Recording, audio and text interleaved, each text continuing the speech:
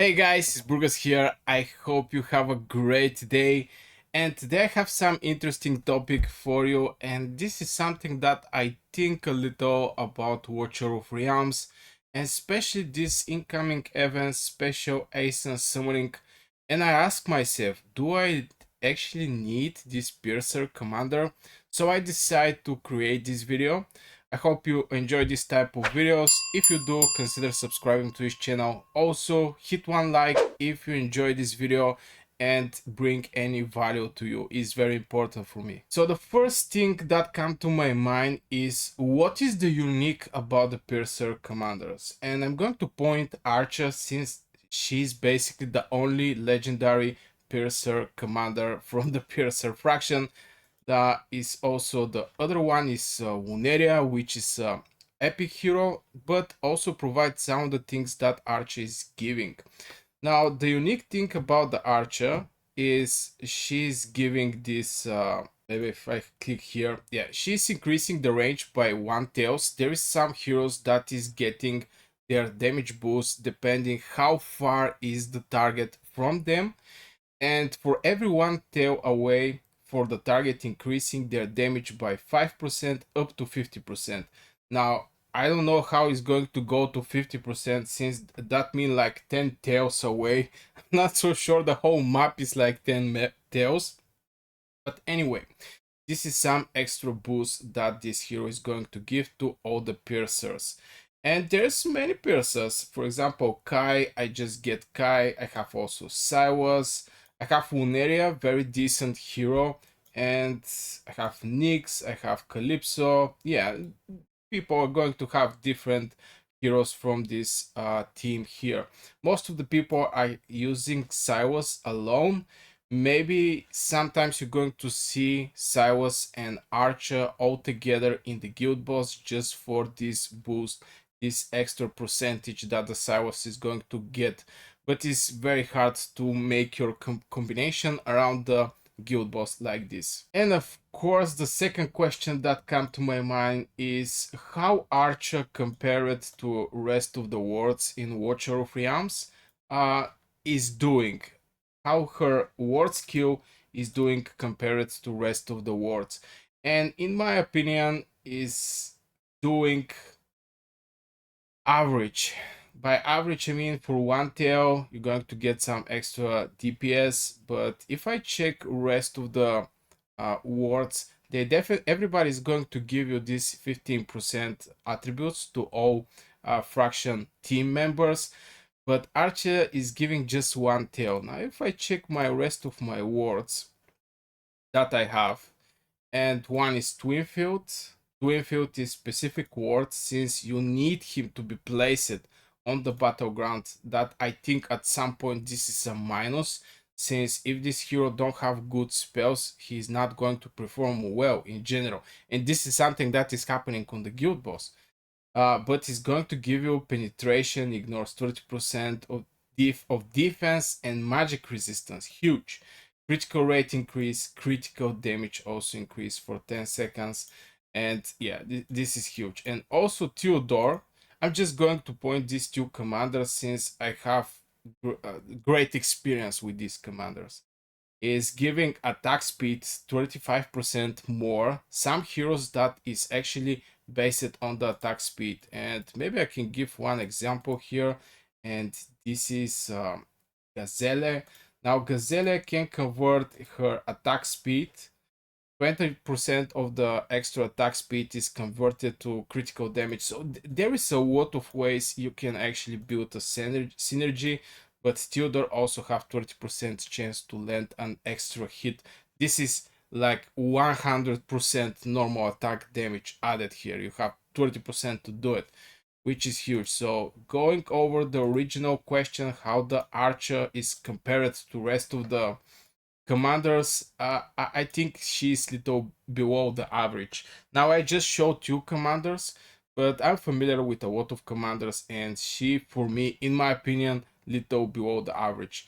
And the problem here, she's with piercers, and there's not many ground piercers, so you basically have to go for marksmans. Now the strategy you can use with the piercers is Yeah, by using Archer, they should have this great distance. And you know, when the wave of mobs is coming, they're getting closer and closer and closer. So maybe the first hit is going to be a decent one, but the rest of the hits is going to be with less of this 5% boost of the Skiros. So the strategy should be just putting your marksmans in the range so they can get some extra damage. Now, perfect example for this is a Gear Right 3. I think Archer as just commander there. You're not going to place her, or maybe you can place her since she's turning the airborne units for 2 seconds. Every 6 attack normally is for 1 second if the target is a ground unit. Archer is also a ground unit, I have to mention that, and her range, in my opinion, is a good one for the ground unit, especially when most of the fighters is so you're just having one tail in front of them. This is Abomination, this is Rat, and many, many others. But in general, I don't see any scenario where the Archer can actually shine.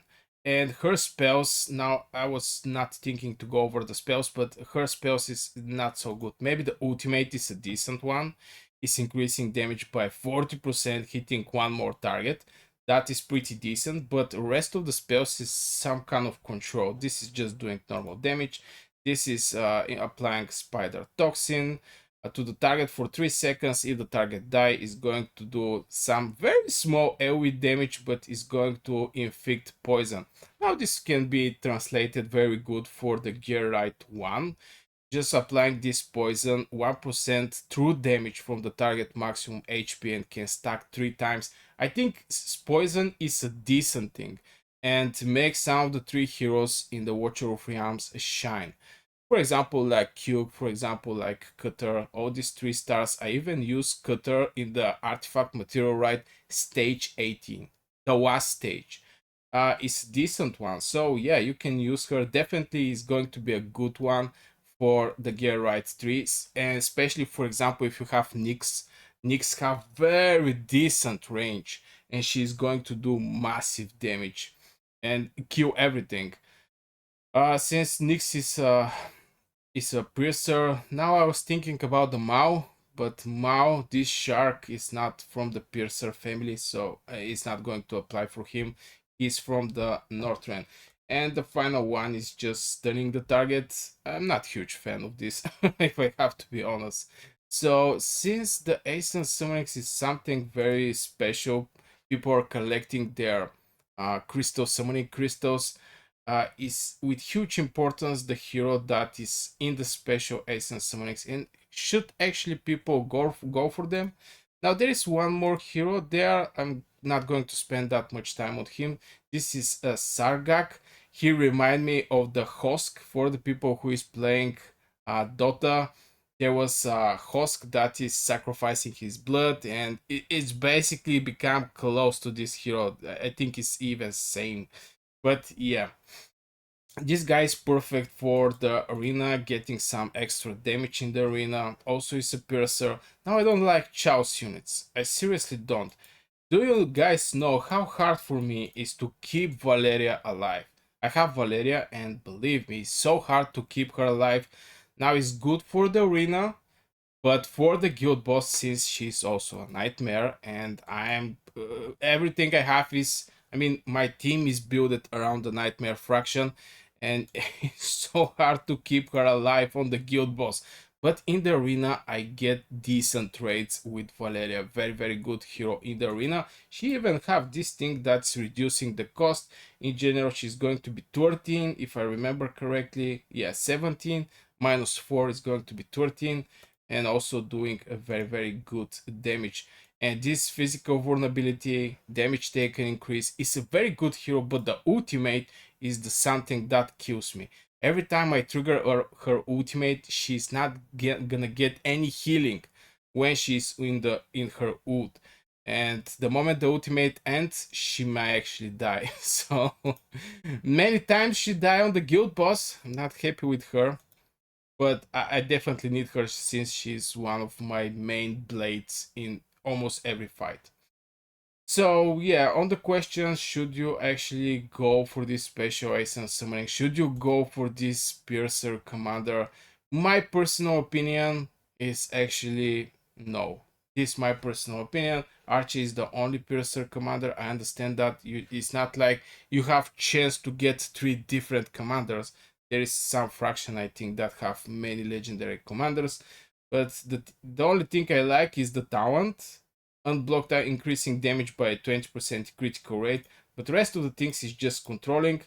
And the skill, the only difference between Wuneria and Wuneria, I think everybody have her since she was in the shards. So you just collect shards and summon Wuneria. The moment you summon a 4-star hero is way more easy because you're going to get a lot of these things. I really forgot their names. Um, a lot of yeah, this thing epic hero soulstone, so it's going to be easy peasy to make the epic hero like 5-time awaken it. Especially from the guild boss you can easily get this thing. So yeah, this my 2 cents over the archer in Watcher of Realms and should you actually go for her. So I really hope you enjoyed this video. I'm going to put one video here where I rank my defenders, only the legendary ones. I think it's very interesting and I explain why I go for specific defender and why I don't level up specific one. I really hope you enjoyed. Don't forget to subscribe if you're new to this channel. Wish you a great day and see you in the next video.